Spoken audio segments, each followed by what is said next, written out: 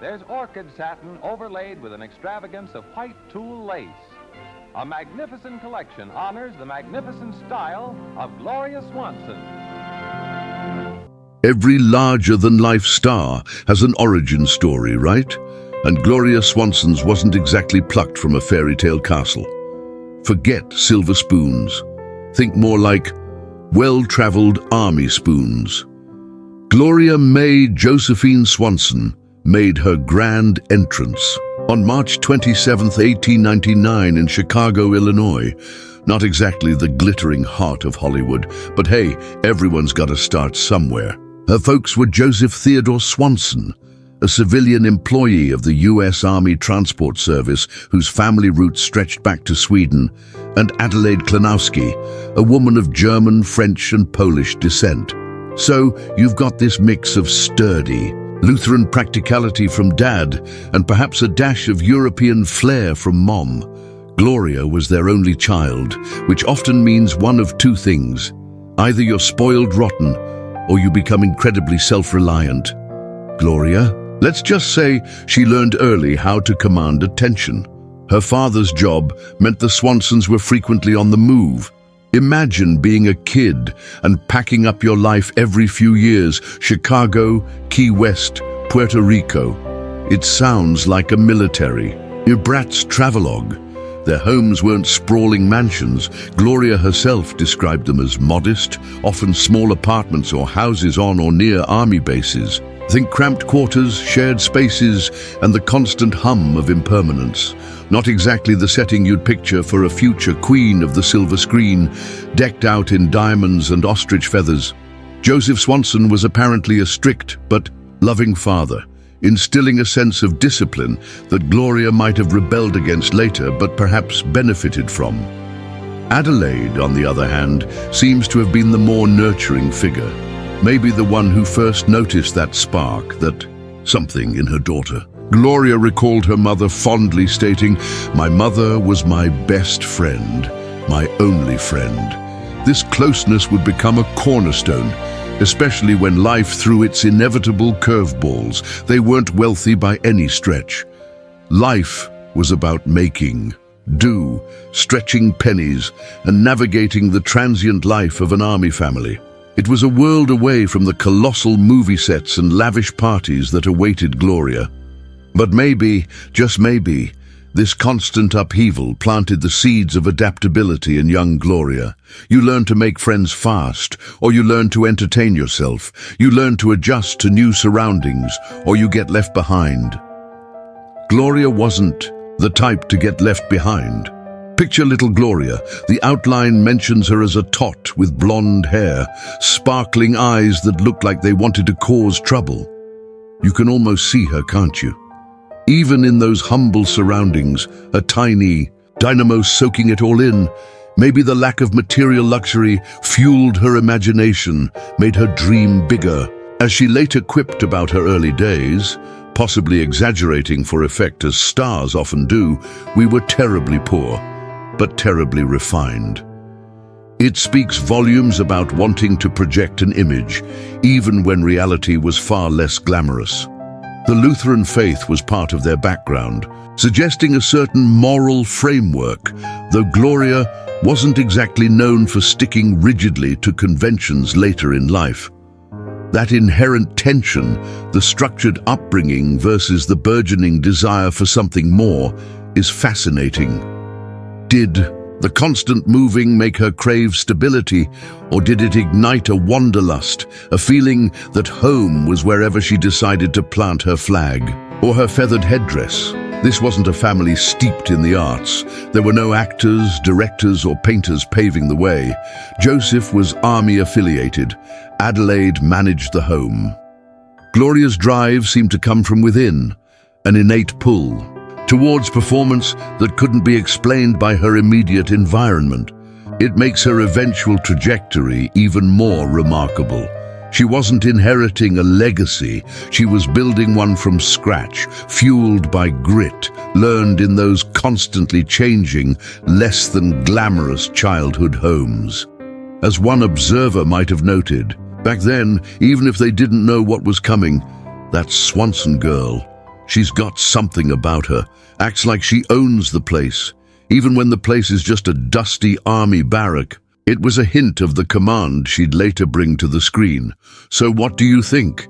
Does a constantly moving childhood make you more resilient or just restless? Let us know your thoughts below. Now, let's see how this little girl started turning those dreams into reality. So you've got this energetic little girl, Gloria, bouncing between army posts with her folks. What does a kid like that do? Well, if you're Gloria Swanson, you don't just play hopscotch, you start rehearsing for stardom, even if the stage is just the living room floor. From a young age, Gloria wasn't shy. Shy wasn't really in her vocabulary. The outline mentions she loved to sing and was a natural performer in school plays.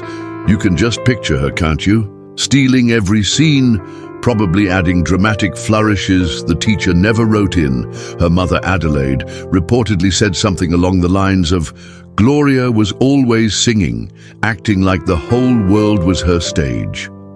Mothers often see these things first. Was it just a mother's pride, or did Adelaide sense that fierce ambition already brewing?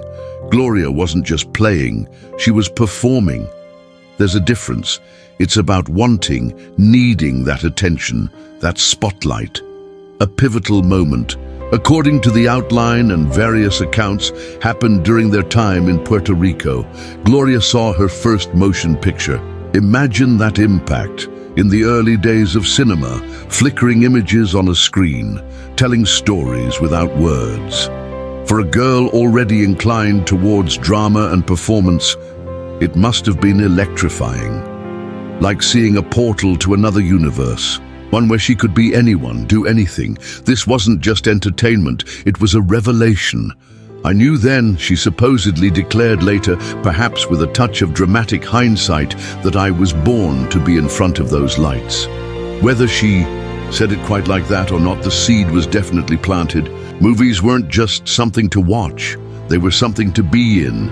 Those constant moves we talked about, they weren't just disruptive, they were formative.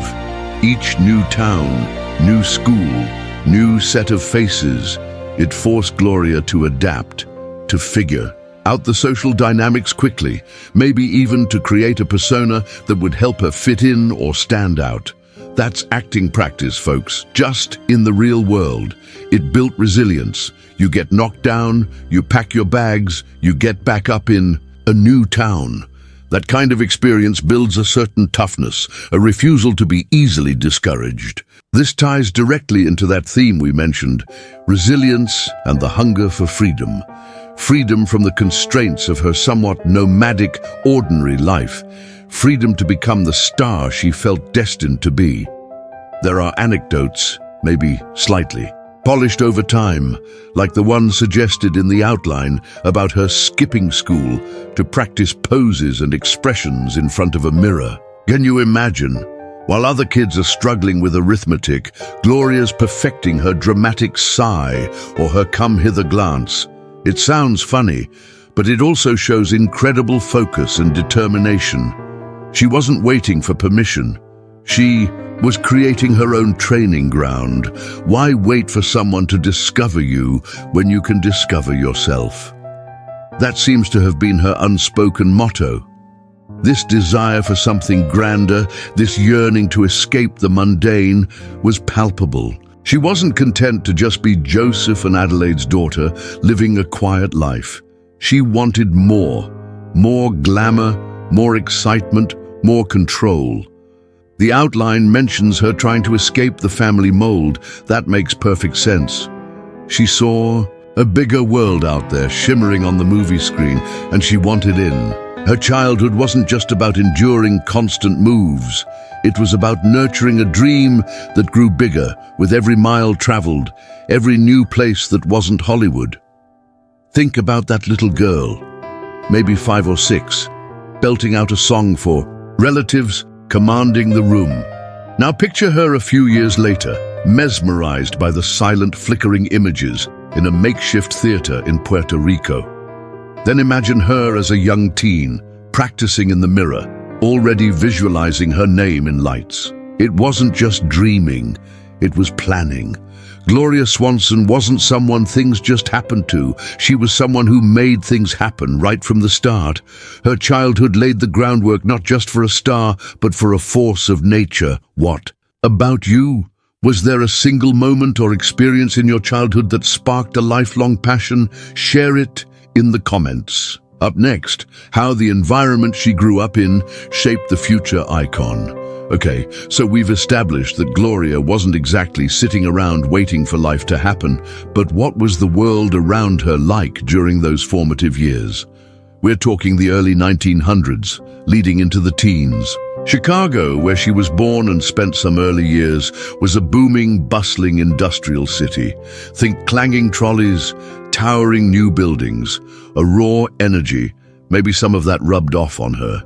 But her reality was often far from the urban. Hustle, Key West, Puerto Rico. These places offered vastly different flavors, climates, and cultures. Imagine the sensory overload for a young, observant girl. The humidity and vibrant colors of the Caribbean, the laid-back coastal vibe of Florida, contrasting with the gritty energy of Chicago.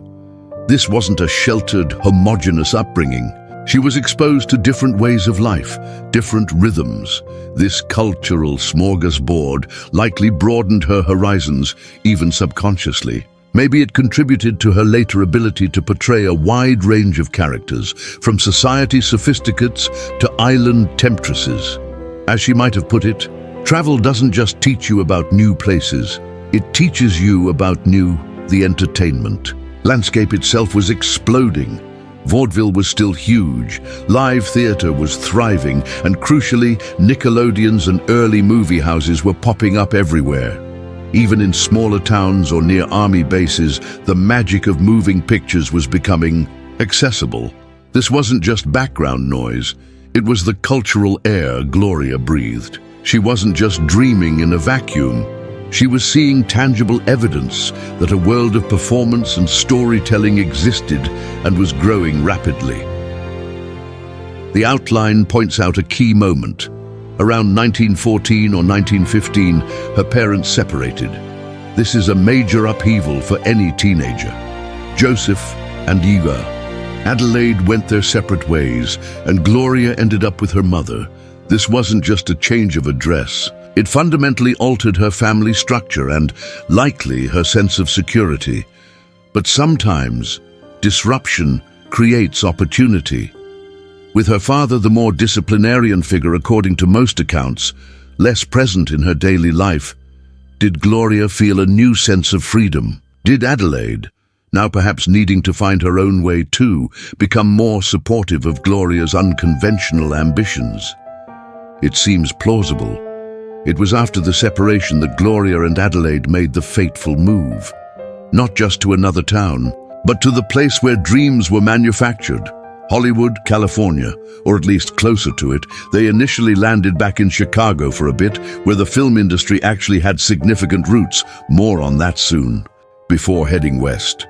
This move wasn't just a whim, it felt like destiny calling. Can you imagine the mix of excitement and trepidation? Leaving behind the familiar, heading towards the unknown, armed with little more than ambition and presumably Adelaide's support. Contrast this life, the constant moving, the family split, the dreams of stardom, with the expected path for a young woman of her time. Marriage, family, domesticity. Gloria seemed constitutionally incapable of settling for that. Her formative experiences weren't pointing her towards a quiet life. They were forging her resilience, fueling her ambition, and nudging her towards the Klieg lights.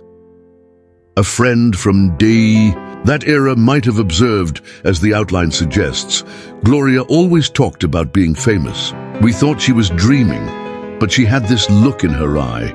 You almost believed her. That conviction, that unwavering self-belief was perhaps her most valuable asset. Think about the backdrop. A world on the cusp of massive change. WWII looming, technology advancing, social norms shifting. Gloria was coming of age right in the middle of this flux. Maybe that sense of a world in transition made her own unconventional dreams seem less impossible. If the world could change, So dramatically, why couldn't she change her own stars? Her environment wasn't just the physical places she lived. It was the cultural moment, the family dynamics, and the burgeoning film industry itself. All these elements coalesced, shaping the young woman who was about to take her first tentative steps into the world of flickering images. She wasn't just a product of her time. She was ready to define it. Ever felt like your surroundings were pushing you towards a specific path, even if it wasn't the obvious one? Drop a comment. Next up, Gloria makes her move. From hopeful teenager to budding movie actress, the career begins. All right, so Gloria and her mom, Adelaide, have shed the nomadic army life, weathered the parental split, and breathed in that intoxicating California air, or perhaps more accurately, the slightly less glamorous air of Chicago's burgeoning film scene first, because that's where the magic really started. Forget waiting tables while hoping for a big break. Gloria basically tripped and fell into the movies. The story, often told, involves a visit to S&A Studios in Chicago in 1914 or 1915. S&A was a major player back then, home to stars like Charlie Chaplin, briefly, and the popular Bronco Billy Anderson westerns. Gloria, maybe visiting out of curiosity or perhaps accompanying an aunt who worked there or knew someone, accounts vary slightly, was just there. A striking teenager, probably already carrying herself with that innate confidence. Someone, a director or a casting agent, spotted her. It wasn't a formal audition, it was more like, hey you, want to be in a picture? Can you imagine?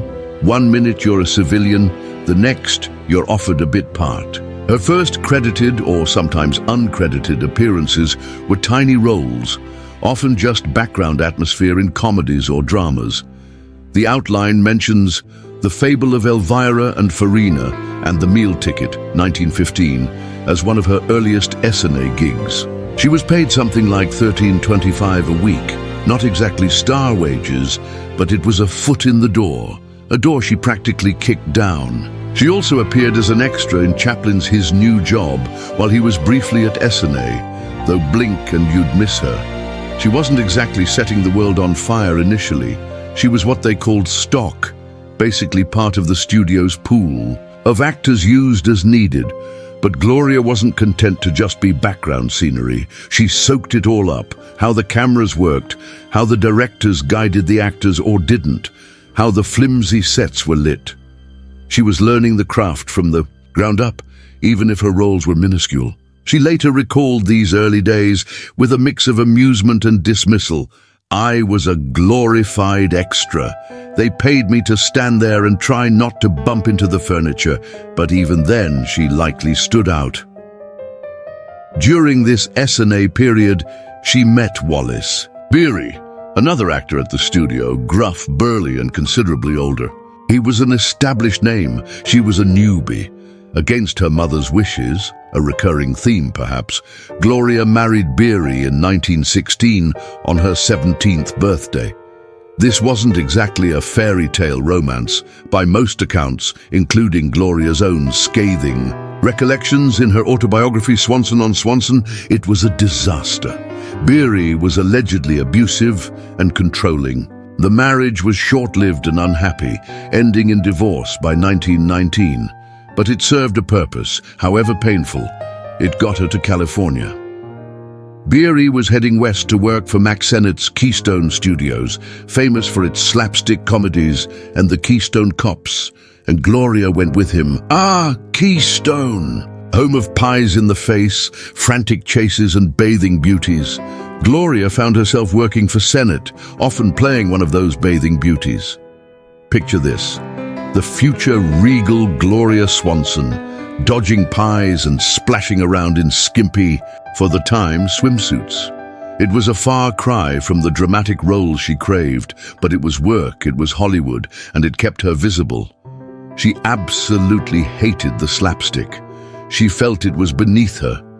I loathed the custard pies, she declared emphatically. I was determined I wouldn't be felled by one if I could help it. You can almost see her elegantly sidestepping a flying pastry with a look of utter disdain. This wasn't the glamour she envisioned. Her look at this time was still evolving. Less of the high fashion icon, more of a pretty, energetic young woman navigating the chaotic world of early Hollywood. Curly hair, expressive eyes, but not yet the stylized, sophisticated Swanson the world would come to adore. She was learning the ropes, paying her dues, and importantly, making connections. The turning point came when she managed to escape the Sunset Pie factory and land a contract with Triangle Film Corporation, another significant studio. But the real game changer was catching the eye of the legendary director and showman, Cecil B. DeMille, over at Famous Players Lasky, which would soon become Paramount Pictures. DeMille wasn't interested in bathing beauties dodging pies. He specialized in lavish, sophisticated dramas and comedies, often focusing on marital themes and modern relationships, usually dripping in expensive sets and costumes. This was more like it. DeMille saw something in Gloria, a spark, a style, an ability to wear clothes like she owned them. He cast her opposite leading man, Elliot Dexter, in Don't Change Your Husband, 1919. It was a hit. Suddenly, Gloria wasn't just another pretty face. She was a DeMille star. The film, and its follow-up For Better, For Worse, 1919, dealt with themes of marital dissatisfaction and the allure of modern life, topics that resonated with post-war audiences. Then came Male and Female, 1919, also directed by DeMille. This adaptation of J.M. Barrie's play The Admirable Crichton was a sensation. It featured Gloria in opulent costumes, including some famously provocative, for the time, Babylonian outfits, and a scene where she bathes in a ridiculously luxurious bathroom. This was the Gloria the public was starting to fall in love with. Glamorous, sophisticated, maybe a little daring.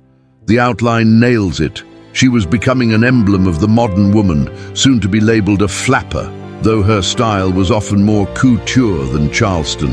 Her look began to solidify. Elaborate hairdos, often piled high with ornaments or styled in chic bobs, gowns that emphasized luxury and silhouette, and makeup that highlighted those incredible eyes. She wasn't just an actress anymore. She was a fashion plate. Women wanted to look like her, dress like her. DeMille knew exactly how to showcase her. He once remarked, Gloria had that it quality. The camera loved her, and she knew how to command attention without saying a word. Their collaboration was key. He provided the opulent frame. She filled it with star power. From Chicago extra to Keystone bathing beauty to DeMille's sophisticated leading lady, it was a rapid ascent, fueled by ambition, a lucky break or two, and an undeniable screen presence.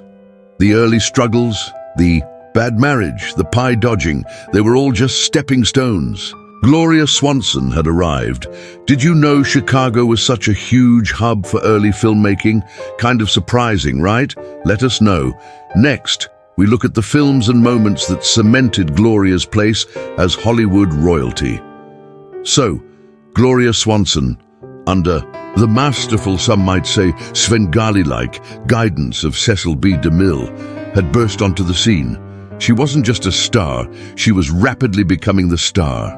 The early 1920s were her golden years, the era when Swanson became synonymous with glamour, sophistication, and box office gold. The DeMille collaborations continued to churn out hits, solidifying her image. Why Change Your Wife, 1920, was another smash, exploring modern marriage with style and wit. The title alone was provocative. These films often showcased Gloria in situations where she learned lessons about love, marriage, and allure, usually while draped in incredible costumes designed by artists like Claire West or Mitchell Leisen, who later became a director himself. Audiences, especially women, flocked to see these pictures not just for the story, but for the fashion inspiration. Gloria became a walking, talking, emoting fashion magazine. As one fashion critic of the time might have gushed, to see Swanson is to see tomorrow's style today. The Affairs of Anatole, 1921, another DeMille spectacle, featured an all-star cast, including Wallace Reid, Elliot Dexter, and Bibi Daniels, and showcased Gloria in multiple vignettes, proving her versatility. She wasn't just playing the same pampered wife. She could be seductive, playful, or heartbroken, all while looking absolutely stunning. DeMille knew how to make his stars look like deities, and Gloria wore that divinity well. Her look during this period was peak roaring 20s chic. Shorter hemlines, scandalous, elaborate headbands, ropes of pearls, luxurious furs, and that signature expressive gaze. She wasn't just following trends, she was setting them. By 1922-23, Gloria was arguably the biggest female star at Paramount, the studio born from famous players Lasky. Her films were consistently among the studio's top earners. She commanded enormous salaries, lived in lavish style, and her every move was documented by fan magazines. She was Hollywood royalty, pure and simple. She worked with other directors, too, like Alan Dwan and Sam Wood, proving she wasn't just a DeMille creation. Films like Zaza, 1923, where she played a French music hall performer, and Manhandled, 1924, where she tackled both comedic and dramatic scenes as a working girl navigating city life, showed different facets of her talent. Manhandled even featured a famous scene where she does a Chaplin impersonation. Talk about range. But Gloria wasn't content to just be a highly paid actress, even the highest paid. Remember that theme? Resilience and the hunger for freedom. She craved creative control. She saw the power directors and studio heads wielded, and she wanted a piece of that pie, the metaphorical kind, not the keystone kind she despised. This led to a bold, almost audacious move. In 1925, she famously turned down $1 million a year contract with Paramount. That's like GDP of a small country money back then. And to join the newly formed United Artists. UA was founded by legends like Mary Pickford, Douglas Fairbanks, Charlie Chaplin, and D.W. Griffith, precisely to give artists more control over their work. Gloria wanted to produce her own films. This was huge. A top female star walking away from the biggest studio to bet on herself, unheard of. "Why should I take orders from people I wouldn't hire?" she reportedly quipped, capturing her frustration with the studio system and her fierce independence. Her first production under her own banner, Gloria Swanson Productions, released through UA, was The Love of Sunya, 1927. It was a troubled production, going over budget and not performing as well as hoped. Maybe producing wasn't as easy as it looked?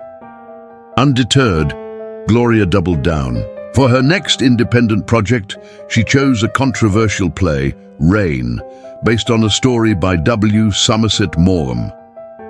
The result was Sadie Thompson, 1928. Gloria starred as the titular Sadie, a prostitute stranded on a South Pacific island who clashes with the self-righteous reformer, played by Lionel Barrymore.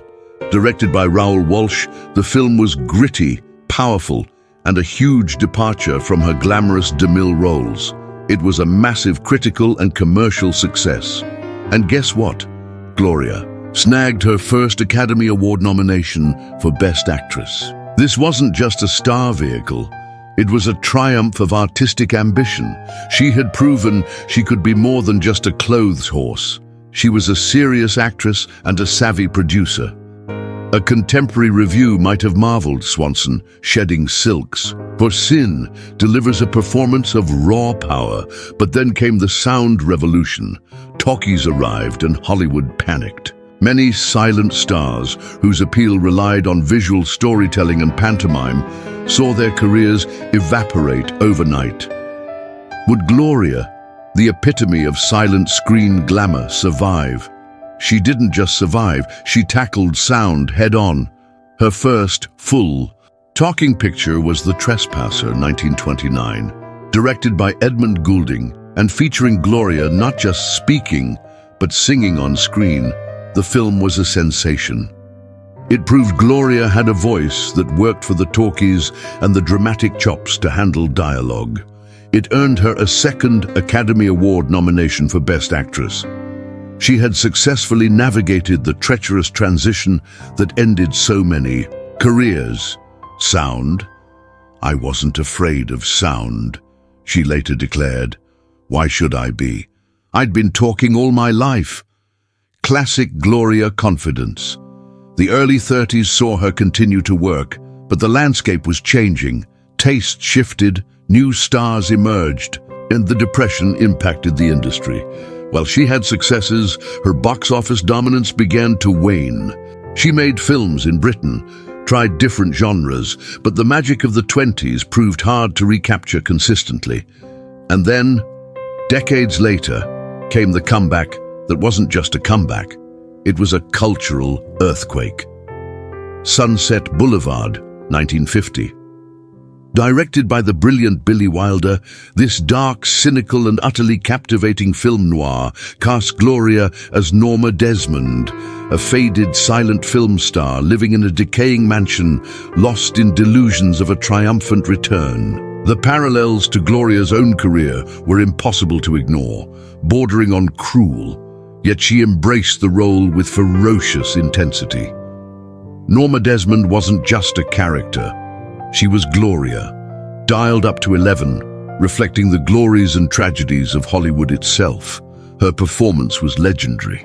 The imperious pronouncements, "I am big," it's the pictures that got small, the dramatic gestures, the heartbreaking vulnerability beneath the monstrous ego. It was mesmerizing. The outline mentions her demanding to write some of her own lines. While Wilder and his co-writer Charles Brackett penned the script, Gloria undoubtedly infused Norma with her own experiences and personality. It earned her a third Academy Award nomination for Best Actress and became her most enduring legacy. Sunset Boulevard wasn't just a film. As the outline notes, it was a self-aware statement about Hollywood, its glory, its decay, and its broken dreams. Gloria, as Norma, gazing into the camera for that final, chilling close-up, it's one of cinema's most iconic images. Wilder supposedly said, "We needed a star who could embody that lost era, that grandeur." There was only Gloria. From silent queen to savvy producer, from Oscar nominee for Sadie Thompson to talkie survivor in The Trespasser, and finally, the unforgettable Norma Desmond, Gloria Swanson's career wasn't just successful. It was monumental, marked by daring choices and an indelible screen presence. Which Gloria Swanson film is your absolute favorite? Sadie Thompson, Sunset Boulevard, or one of her glamorous silent hits? Let us know. Coming up, it wasn't all champagne. And premieres, we look at the challenges Gloria faced. Okay, we've seen the dazzling ascent, the glittering peak years, the triumphant comeback. But let's be real. A career spanning decades in the notoriously fickle world of Hollywood is never a smooth, uninterrupted glide. Gloria Swanson faced her share of turbulence, setbacks that would have grounded lesser talents permanently. The first major hurdle, as we touched upon, was the arrival of sound cinema in the late 1920s. This wasn't just a technological shift. It was an existential threat to stars like Gloria, whose art form was visual. Studios scrambled, audiences were curious, and careers hung in the balance. Many silent icons, with voices that didn't match their screen personas, or who struggled with the new demands of dialogue delivery, vanished almost overnight. Think about the pressure. Gloria had built an empire based on gesture, expression, and the sheer force of her visual presence. Now she had to talk, and not just talk, but talk convincingly, engagingly, through primitive sound recording equipment. While The Trespasser was a huge success and proved she could make the transition, the 1930s presented a different kind of a challenge. The kind of lavish, sophisticated, slightly risque dramas that had made her a superstar in the 20s were falling out of favor. The Hays Code, enforcing stricter moral guidelines in films, clamped down on the very themes DeMille and others had explored.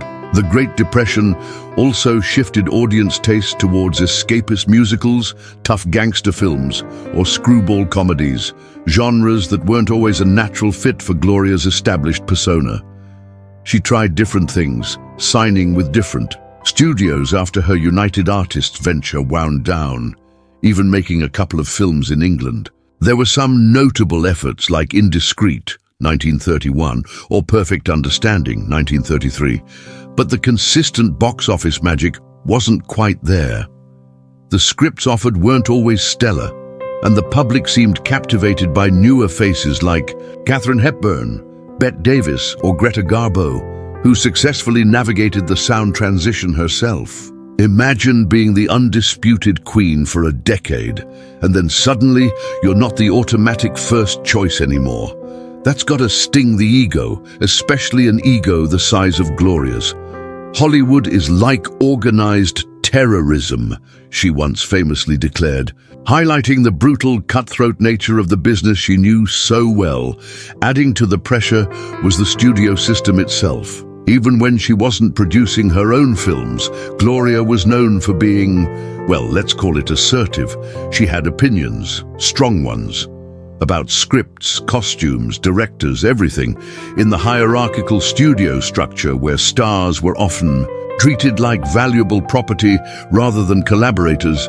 This didn't always endear her to the executives holding the purse strings. Was she difficult, as some claimed?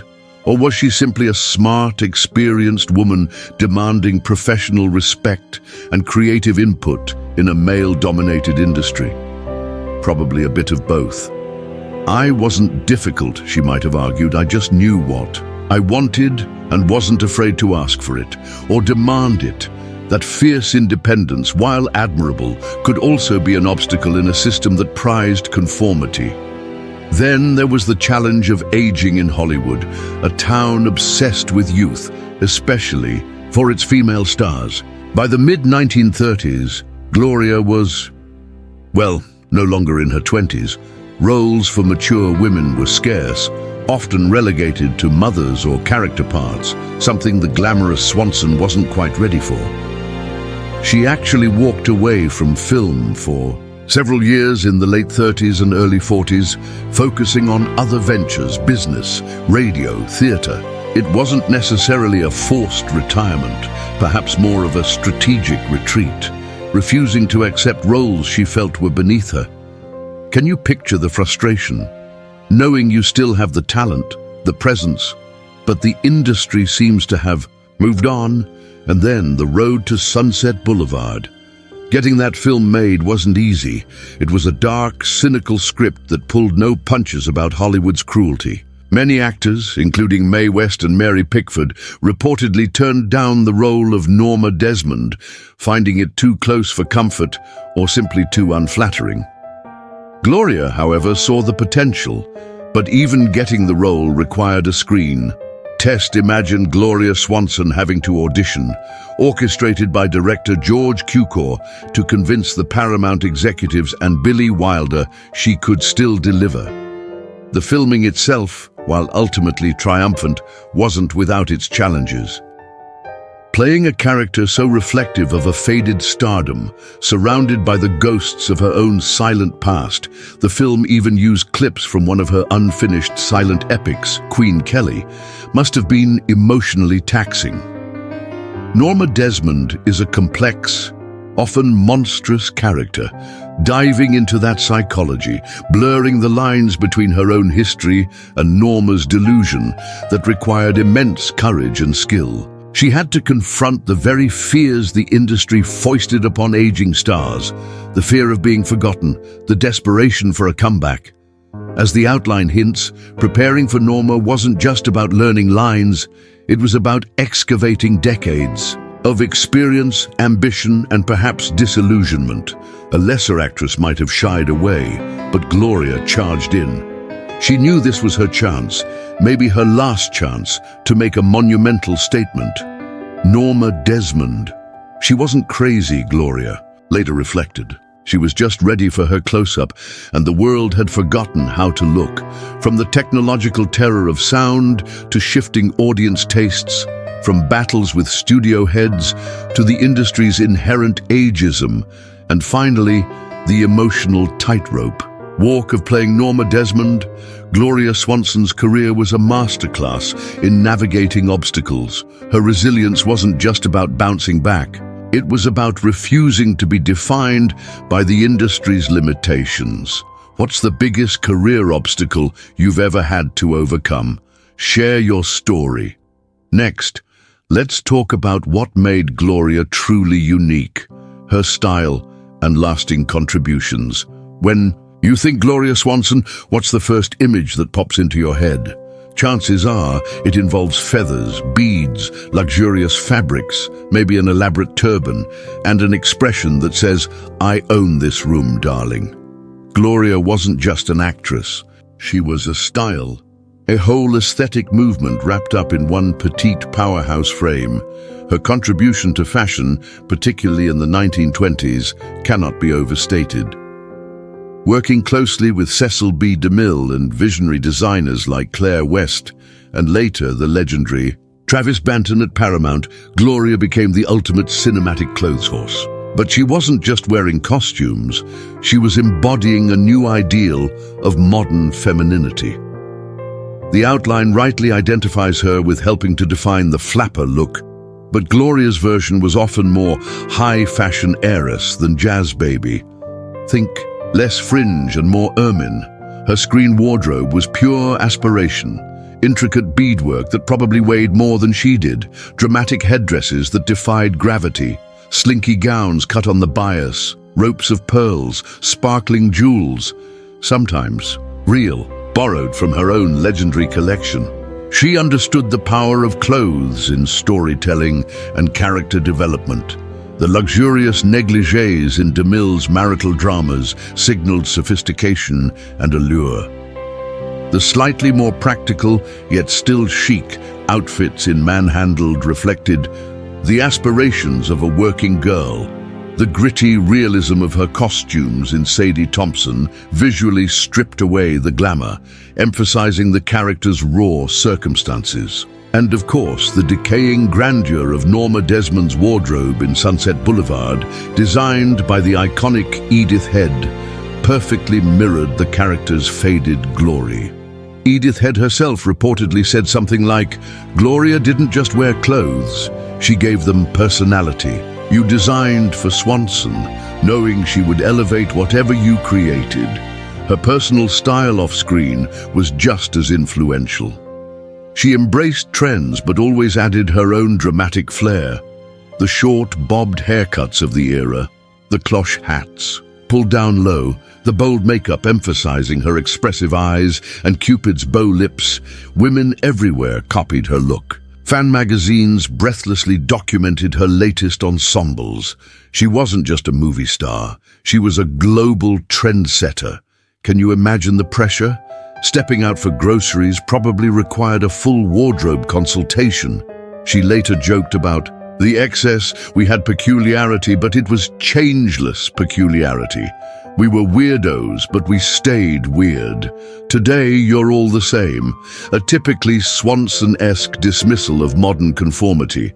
Beyond fashion, Gloria's major contribution was her pioneering role as a female producer. In an era when women in Hollywood were overwhelmingly actresses, writers, or costume designers, Gloria's decision to form Gloria Swanson Productions and take control of her own films through United Artists was revolutionary. It was a massive gamble, a declaration of independence from the male-dominated studio system. While Mary Pickford was a co-founder of UA and a powerful producer in her own right, Gloria's move was seen as particularly audacious, given her image as a glamorous clothes horse. Producing Sadie Thompson was a landmark achievement. She chose challenging material, hired the director, Raoul Walsh, oversaw the production, and delivered a critically acclaimed, commercially successful film that earned her an Oscar nomination. This wasn't just a vanity project. It was proof that a female star could be a savvy businesswoman and creative force behind the camera. She paved the way, demonstrating that women could and should have more agency in shaping their careers and the films they made. Why be just a puppet when you can pull the strings? Seems to capture her producing philosophy perfectly. Though her producing career had its ups and downs, like the troubled Queen Kelly project with Erich von Stroheim, a notorious saga of artistic clashes and runaway budgets, the very act of asserting that control was significant. Her performance in Sunset Boulevard also represents a unique contribution. The film itself is a masterpiece of self-reflexive Hollywood commentary, but Gloria's participation gave it an unparalleled authenticity. She wasn't just acting as a faded, silent star. She was one, lending her own history, glamour, and perhaps even bitterness to the role. It's a rare, perhaps unique instance of a star's life and legendary performance becoming so inextricably intertwined. The film and her portrayal forced Hollywood to confront its own mythology, its treatment of its legends, and the often brutal cycle of fame and obsolescence. It's a commentary that remains relevant today. Gloria Swanson also had a sharp business mind that extended beyond film production. Later in life, she became a successful businesswoman with her own fashion and cosmetics line, proving her entrepreneurial spirit never dimmed. She was also an early advocate for health foods and nutrition, long before it became mainstream, another way she was ahead of her time. And as mentioned briefly before and detailed more in the outline for personal life, she even dabbled in invention during wartime. This wasn't just a one-dimensional movie star. This was a multi-talented, forward-thinking woman. Her unique style wasn't just about the clothes. It was about the attitude, the confidence, the command, the refusal to be ignored. Her contributions weren't just the films she made, but the barriers she broke as a fashion icon, as a female producer fighting for control, and as an artist who dared to confront her own legacy on screen in Sunset Boulevard. She wasn't just in the industry, she shaped it. As a critic might summarize, Swanson wasn't merely a star, she was a statement. What aspect of Gloria's style or contribution do you find most fascinating? Her fashion influence, her producing power, or her iconic Sunset Boulevard role? Let us know. Up next, we peek behind the dazzling facade into Gloria Swanson's equally dramatic personal life. If you thought Gloria Swanson's career was dramatic, just wait until you hear about her personal life. 6 husbands, countless rumored affairs, powerful lovers, enduring friendships, and 3 children. It was a roller coaster of passion, heartbreak, and headlines. Gloria didn't just dip her toe into the waters of romance, she swan-dived into the deep end, usually wearing something fabulous. Let's recap the marital marathon. First, as we mentioned, was the teenage marriage to actor Wallace Beery, 1916-1919. By all accounts, especially Gloria's, it was a nightmare. She accused him of physical abuse and, heartbreakingly, of tricking her into taking medication that caused her to miscarry their child. It was a brutal introduction to marriage and Hollywood power dynamics. She got out relatively quickly, but the scars likely remained. You can imagine her thinking, well, that was awful. Surely it can only get better from here. Spoiler alert, it got more complicated. Husband number 2 was Herbert K. Somborn, 1919-1925, the president of Equity Pictures Corporation, and later, famously, the owner of the Brown Derby restaurant. This marriage produced Gloria's first child, a daughter, Gloria Swanson Somborn, born 1920. For a while, things seemed more stable. Somborn provided a link to the business side of Hollywood. But stability wasn't really Gloria's default setting. The marriage eventually dissolved, ending in a rather sensational divorce trial in 1925 where accusations of infidelity flew on Gloria's part. Enter husband number 3, Henri, Marquis de la Falaise de la Coudray, 1925-1931. Yes, an actual French marquis. Talk about glamour points. Henri worked as a translator and film executive, and he met Gloria while acting as her interpreter on a trip to France. Marrying into European aristocracy? That was peak Swanson. It cemented her image as Hollywood royalty with international flair. Can you imagine the headlines? Movie queen marries marquise. She even titled her production company Gloria Swanson Productions Inc., featuring the Marquis Henri de la Falaise for a bit. This marriage coincided with her move to United Artists and her producing ventures. However, this fairy tale also had an expiration date. During this marriage, Gloria adopted a baby boy, Joseph Patrick Swanson, born 1923, whose parentage remains a subject of some speculation but whom she raised as her own. The marriage to Henri ended, amicably it seems, but ended nonetheless. Gloria reportedly lamented, perhaps tongue-in-cheek, being married to a title is lovely, darling, but it doesn't guarantee happiness or solvency. Now buckle up for one of the most talked about relationships of her life, one that didn't involve wedding bells, but generated enough drama for several marriages. Her affair with Joseph P. Kennedy Sr.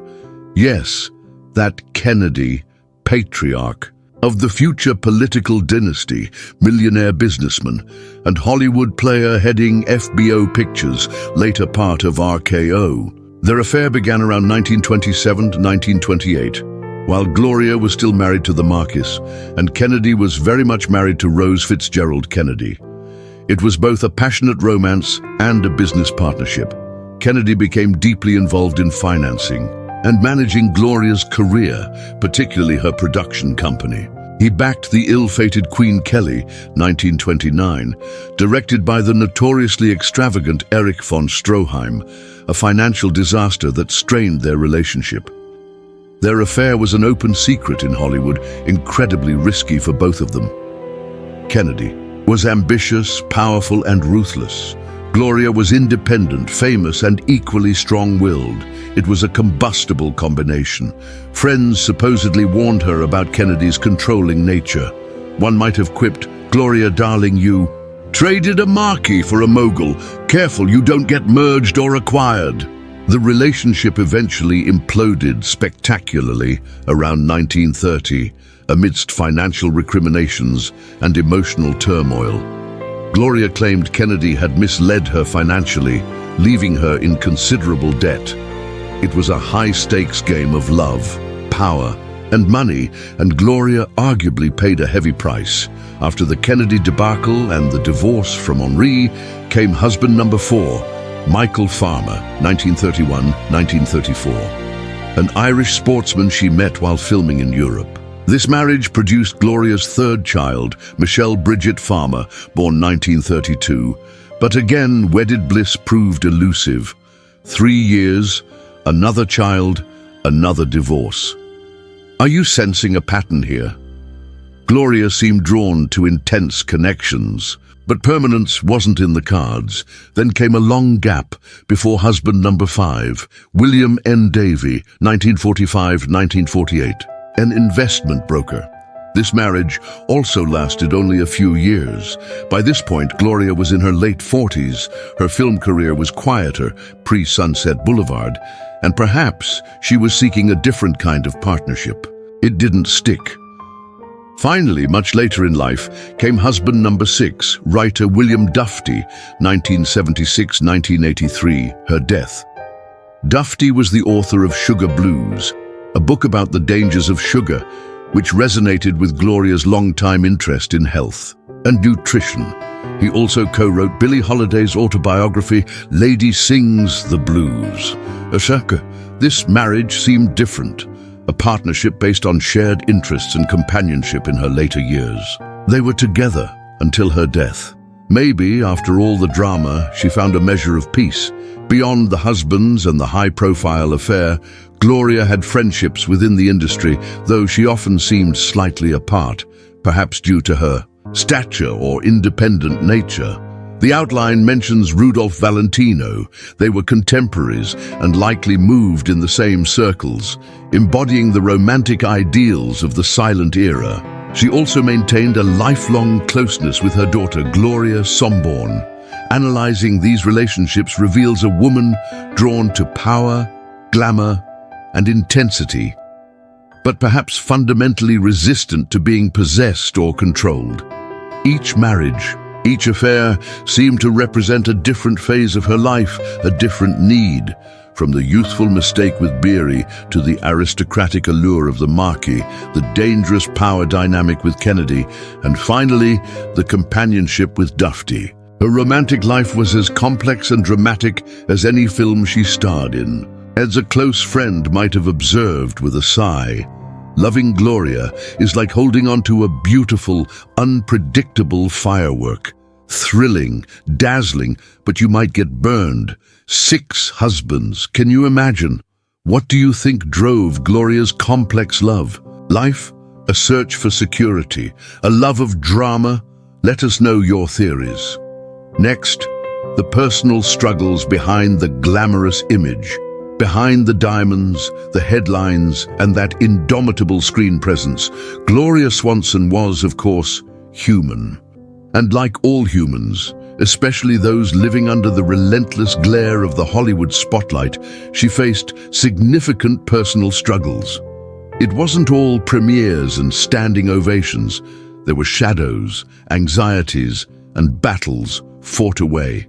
From the cameras, one of the most persistent struggles, particularly in her peak years, was financial. This might sound crazy, given she was one of the highest paid stars in the world, earning millions in the 1920s. The outline cites $8 million. Between 1918 and 1929, an astronomical sum back then. But Gloria spent millions. Lavish homes. She famously had a black marble bathtub. Couture wardrobes that cost fortunes, extravagant parties, gifts, travel, supporting entourages, failed production ventures like Queen Kelly. The money flowed out as quickly as it flowed in. She lived like the royalty she portrayed on screen. As she herself admitted, possibly with a shrug, "I've always believed in living life to the fullest. Unfortunately, my bank account didn't always agree." The disastrous financial entanglement with Joseph P. Kennedy left her in particularly dire straits for a while, owing significant sums to him and others after the Queen Kelly debacle and the end of their affair business partnership.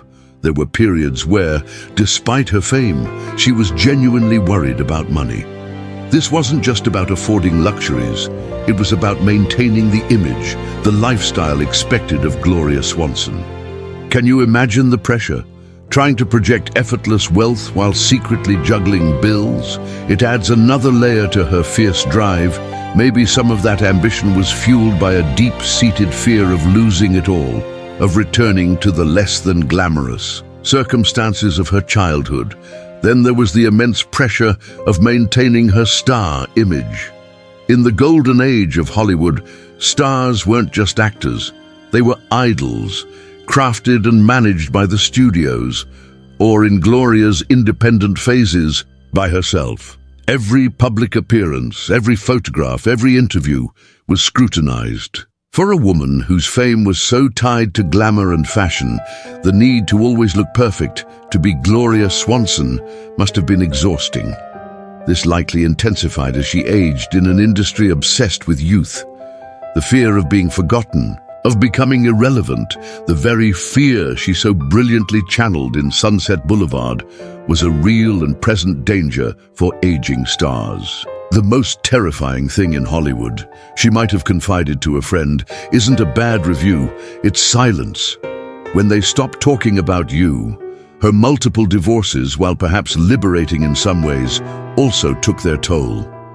Each split played, out publicly, fodder for gossip columns, while she always projected strength and resilience, navigating the emotional fallout, custody arrangements, though she maintained primary care of her children. and the public perception of being difficult or unlucky in love couldn't have been easy. She craved freedom, yes, but perhaps also stability, a balance that proved incredibly difficult to strike in her personal life. The outline mentions potential heart issues later in life, a reminder of the physical toll that such a high-octane life could take. Decades of stress, intense work schedules, emotional upheavals, it adds up. But perhaps her most significant internal struggle was that constant tension between her public persona and her private self. Was she the imperious screen queen, the savvy businesswoman, the vulnerable woman searching for love, the devoted mother? She was likely all these things, a complex tapestry of strength and insecurity. As she famously stated, reflecting this complexity, I'm a Swanson. We Swansons have resilience. We survive. It was both a declaration of strength and perhaps a mantra to convince herself during tougher times. And what about relatable, everyday struggles? The outline mentions a couple of charmingly humanizing details, her love for her pets and her enjoyment of cooking, sometimes elaborately. Picture the great Gloria Swanson, perhaps between marriages or film projects, puttering in her kitchen, trying out a complex recipe, maybe even burning the roast, as one anecdote suggests.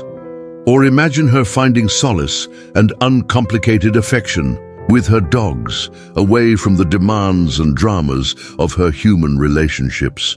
These glimpses remind us that behind the legend was a person seeking comfort, creative outlets, and connection, just like anyone else. Maybe fussing over a souffle or pampering a poodle provided a necessary escape, a moment of normalcy in an extraordinary life. A friend might have observed when Gloria was in the kitchen covered in flour, bossing around vegetables instead of directors. You saw a different side. Just as intense, mind you, but softer. These struggles, financial worries, the pressure of fame, romantic turmoil, health concerns, and the internal battle to reconcile her various selves make Gloria Swanson more than just an icon. They make her relatable. Her resilience wasn't just about career comebacks, it was about weathering the personal storms, picking herself up after heartbreak and disappointment, and continuing to demand her close-up, flaws and all. What do you think is the hardest part about living life in the public eye? The lack of privacy, the constant pressure? Share your thoughts. Finally, let's look at some specific notable events from her personal life that go beyond the screen. Gloria Swanson's life wasn't just confined to movie sets and tumultuous romances. She was a woman of surprising interests and actions that often flew under the radar of her Hollywood persona. These notable personal events reveal other dimensions: innovator, humanitarian, businesswoman, even a bit of an eccentric. One of the most astonishing and admirable episodes, highlighted in the outline, occurred on the cusp of World War II.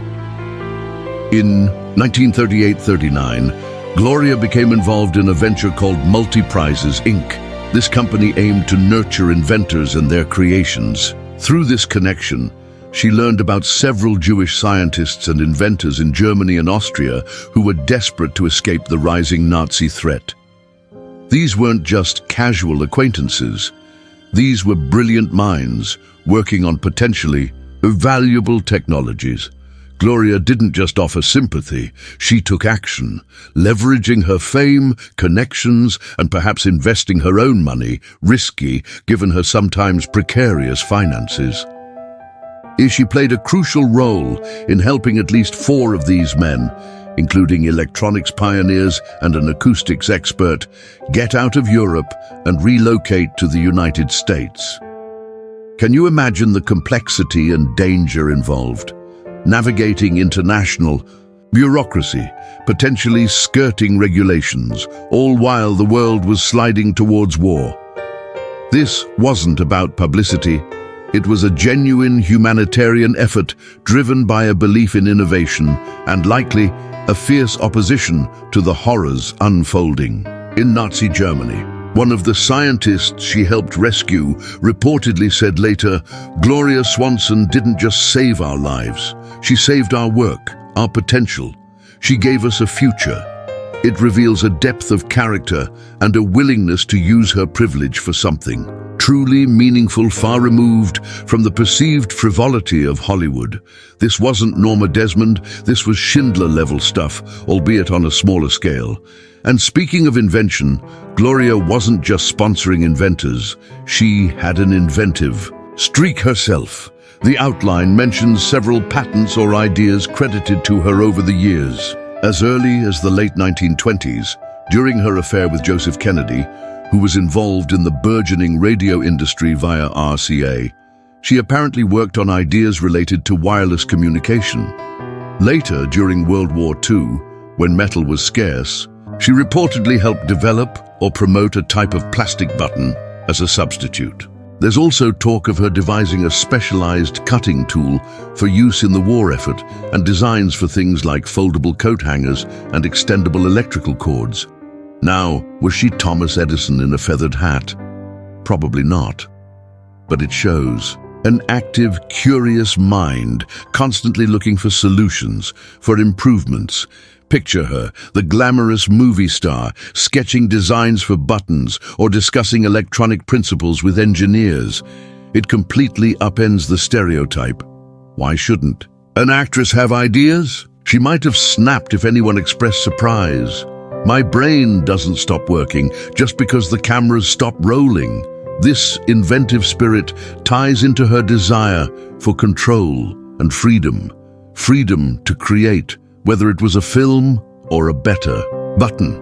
Beyond these dramatic interventions and inventions, her later life saw her embrace other roles. She became a passionate advocate for holistic health and nutrition, railing against processed foods and sugar long before it was trendy. Her collaboration with William Duffy on his book Sugar Blues wasn't just a marital connection, it was a shared crusade. She traveled extensively, lecturing on health and wellness, sometimes with the same dramatic flair she brought to her film roles. Imagine Gloria Swanson in her 70s, captivating an audience not with tales of Hollywood, but with warnings about the evils of white sugar.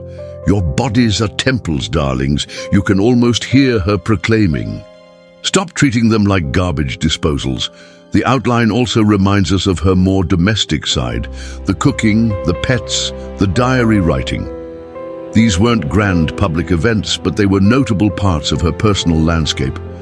Writing in her journal might have been her way of processing the chaos, of maintaining a private narrative amidst the public spectacle.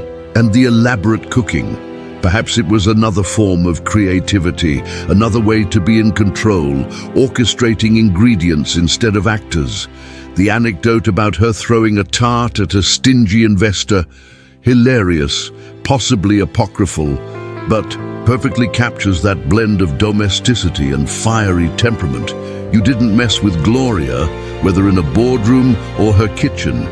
These events, rescuing scientists, dabbling in invention, crusading for health, finding solace in cooking or writing, paint a portrait of a woman far more complex and engaged with the world than just a movie star. They underscore her resilience, her intelligence, and her unwavering, multifaceted desire for agency and impact. She wasn't just living a life, she was actively shaping it, often in surprising and remarkable ways. Which of these lesser-known facets of Gloria's life surprises you the most?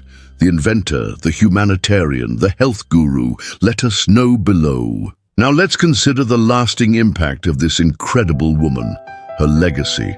So what happens when the Klieg lights fade, the final credits roll, and the star takes her final bow?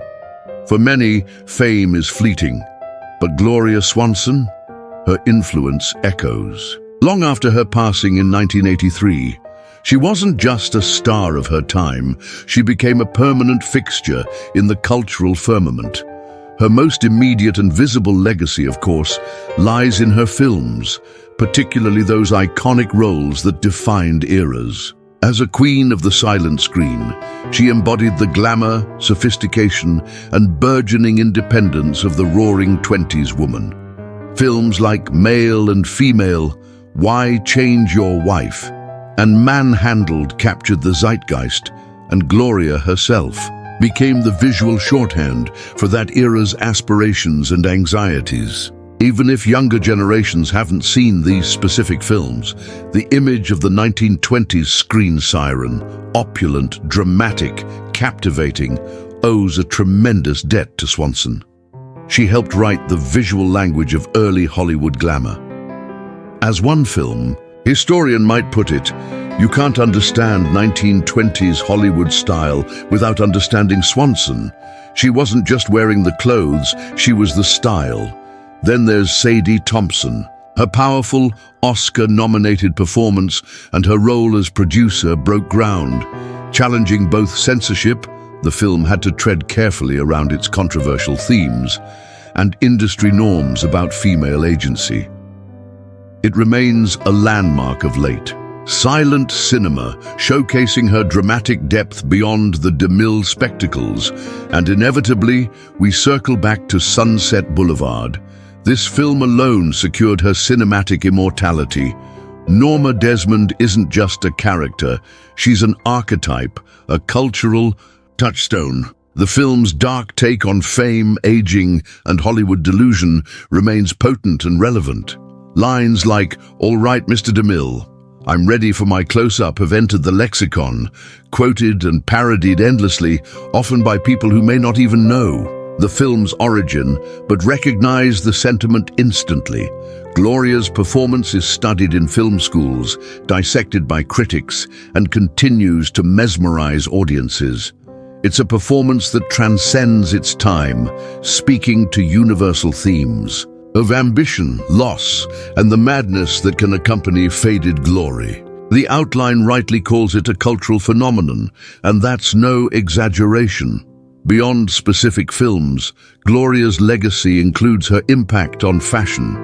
The trends she set in the 1920s, the hairstyles, the silhouettes, the embrace of luxurious fabrics and bold accessories, had a lasting influence. But more than just specific items, she represented an attitude, fearless self-expression through clothing, using fashion as a tool of power and personality. Designers still reference that golden age glamour, and the image of Swanson, draped in beads and feathers, remains an enduring symbol of high Hollywood style. She understood that fashion wasn't just fabric a modern designer might reflect. It was narrative. She told stories with her clothes. Her role as a pioneering female producer also carved out a significant legacy. In an industry notoriously resistant to female power behind the camera, Gloria's bold move to united artists and her determination to control her own projects were acts of defiance. While she wasn't the only woman making strides, her high profile brought visibility to the struggle for creative autonomy. She helped normalize the idea, however slowly, that women could be bosses, not just beautiful objects on screen. This connects directly to that core theme of resilience and the quest for freedom, freedom from studio control, freedom to shape her own narrative. Her outspokenness, her refusal to quietly fade away, her late-life career as a businesswoman and health advocate, all contribute to the image of a woman who lived life on her own terms, right to the very end. She wasn't content to be just a memory. She kept reinventing herself, staying relevant, always demanding attention. That sheer force of will is, in itself, a powerful legacy. So is Gloria Swanson's greatest cultural contribution, Sunset Boulevard.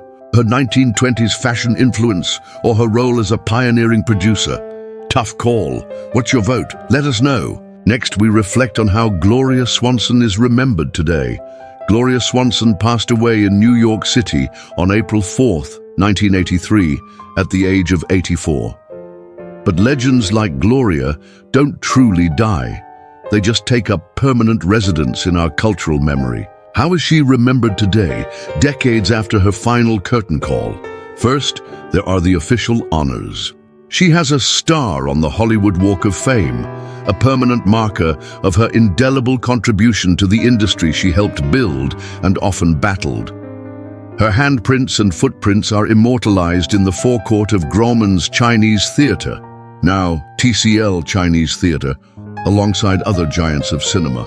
These are tangible reminders of her status as true Hollywood royalty.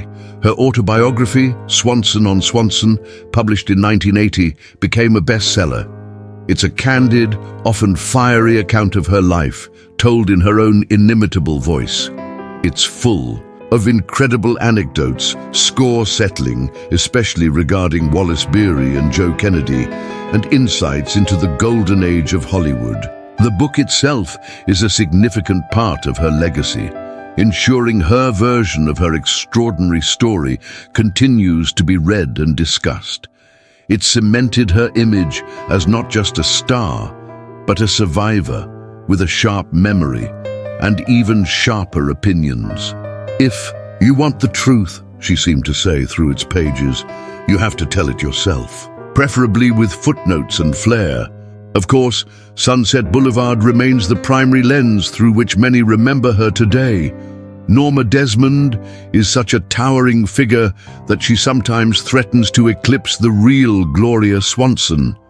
Yet, the aguerre brilliance of the performance ensures that Swanson herself, the actress who brought Norma to life with such terrifying conviction, is constantly rediscovered by new generations of film lovers. Screenings of the film, critical analyses, documentaries about its making, they all keep Gloria's name and image alive. That final, haunting close-up isn't just the end of a movie, it's a portal into the enduring power of her screen presence. Beyond the iconic role, film historians and enthusiasts continue to celebrate her earlier work, recognizing her importance in the silent era and her successful transition to sound. Restorations of her silent films, retrospectives at film festivals, and academic studies ensure that her contributions as a versatile actress and fashion icon of the 1920s are not forgotten. People are rediscovering the vibrant, sophisticated comedies and dramas that first made her a superstar. And what about that theme we've tracked, resilience and the hunger for freedom? That aspect of her story resonates deeply. In an age where we celebrate strong, independent women who challenge norms, Gloria Swanson's life story feels remarkably relevant. Her fight for creative control, her refusal to be pigeonholed, her ability to bounce back from personal and professional setbacks, her reinventions, these qualities make her an inspiring figure, not just a historical one. She embodies the idea of living boldly, authentically, and unapologetically. As a young actress today might say, looking at what Gloria Swanson achieved, the battles she fought, it gives you courage. She proved you don't have to play by their rules. So, Gloria Swanson, silent screen goddess, talkie survivor fashion, icon, pioneering producer, six-time wife, humanitarian inventor, health nut, and the unforgettable Norma Desmond. She wasn't just a star, she was a force of nature who demanded life, and Hollywood meet her on her own terms. Fueled by that fierce resilience and an unquenchable thirst for freedom, she navigated triumph and disaster with unparalleled style and grit. Her legacy isn't just etched in celluloid, it's woven into the very fabric of Hollywood history. From the dazzling heights of 1920s fame to that haunting final close-up in Sunset Boulevard, Gloria Swanson proved, time and again, that she was always ready. Ready for challenges, ready for change, and forever ready for her close-up.